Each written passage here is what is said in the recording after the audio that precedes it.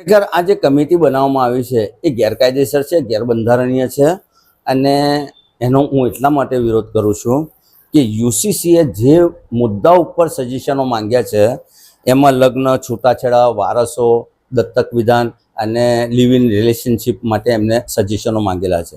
આ તમામ મુદ્દા જે છે એ કુરાનના અંદર અલ્લાહ તાલાએ હુકમોથી આવરી લીધેલા છે અને એ તમામ મુદ્દા જે છે એ અલ્લાહના હુકમના વિરુદ્ધના છે।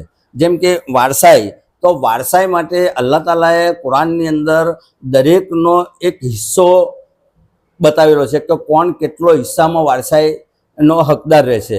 એ જ રીતે છૂટાછેડામાં કેવી રીતે છૂટાછેડા થઈ શકે, હસબન્ડને છૂટાછેડા માટે પ્રિવિલેજ આપવામાં આવે છે, औरतों ने પણ અમુક છૂટાછેડા માટેના હક્કો આપવામાં આવ્યા છે।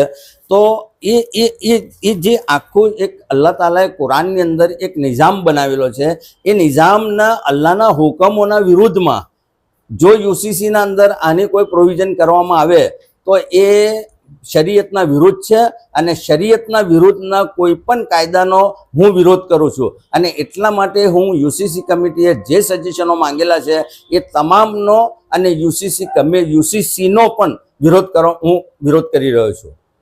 જેના કુરાનની અંદર અલ્લાહ તાલાએ જે હુકમો અમલમાં લાવેલા છે, મુસલમાન માટે જે હુકમો દર્શાવેલા છે એ હુકમોના વિરુદ્ધનો કોઈ પણ કાયદો આવતો હોય તો એક મુસલમાન તરીકે મારી ફરજ છે કે મારે એનો વિરોધ કરવો જોઈએ અને જેથી હું એનો વિરોધ કરી રહ્યો છું। મુસ્લિમ સમાજ પર આજે એક વસ્તુ, સમગ્ર વિશ્વના મુસ્લિમો આજે એક કુરાનથી અને એક નબીથી બંધાયેલા છે।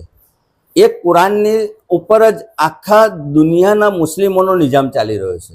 અલ્લાહ તાલાએ કયામત સુધી મુસલમાન માટેનો નિઝામ કુરાનની અંદર બતાવેલો છે।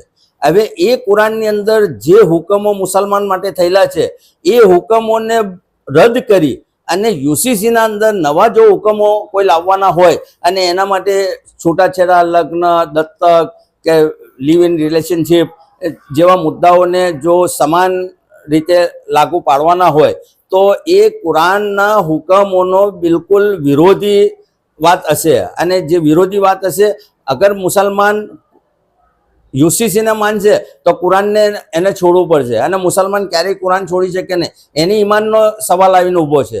એટલા માટે મુસલમાન તરીકે હું યુસીસીનો વિરોધ કરું છું। અમીન અઠીલા, એડવોકેટ, ગોધરા।